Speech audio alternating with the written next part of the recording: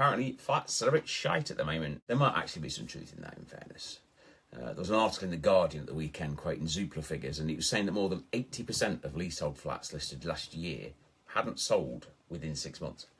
And that's just not one newspaper trying to scare the crap out of everybody. The latest official house price figures, they've shown flats and maisonettes in England are down just over 2% year on year, whereas terraces, semis, they've gone up. So flats are underperforming houses. That is a fact. But it's where you've got to be careful now with statistics, because more than 80% not selling within 6 months doesn't mean flats have lost 80% of their value.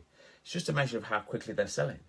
And saying flats are falling in value doesn't mean every single flat in every town at every price is suddenly a shite investment. Because there isn't really one flat market. A £500,000 flat in London with a massive service charge, a load of leasehold complications, it's a completely different investment to a £100,000 flat somewhere in the Midlands. One that rents really well, it's got sensible lease, it's got manageable costs. We're about to complete on some flats in Gloucester, and we managed to negotiate them at a really good purchase price.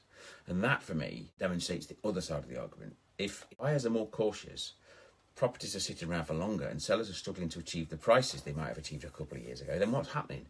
You potentially got negotiating power. Something being unpopular doesn't necessarily make it a bad investment. It might just mean you can buy it at a better price. In fact, I'm going to go and look at another flat in West Fitchford in Nottingham on Thursday. And on paper, there's potentially a bit of value in it.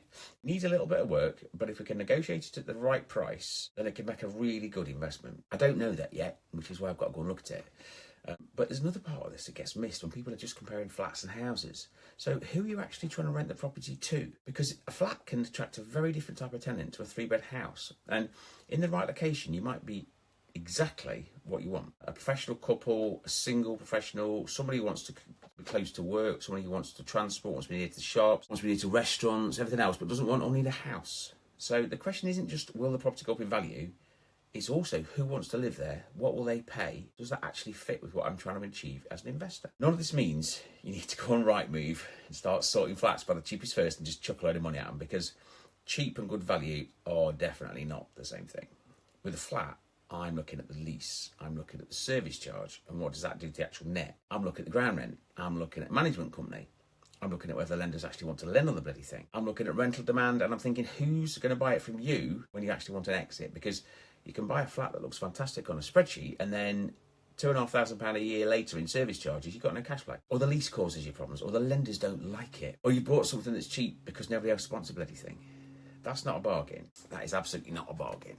It's just somebody else's problem with your name on it now. So the opposite is also true. If I can find a flat where all those things check out, the rent demand's great, tenant profile fits, numbers work, and after all the costs, and I can negotiate the price, most importantly, because the market is flat, then I'm interested. And that's essentially what property investment is. It's not about finding the type of property that somebody on Facebook has said, oh, it's great, it's a great deal. It's definitely not about avoiding an entire type of property just because you've read a headline saying it's bad.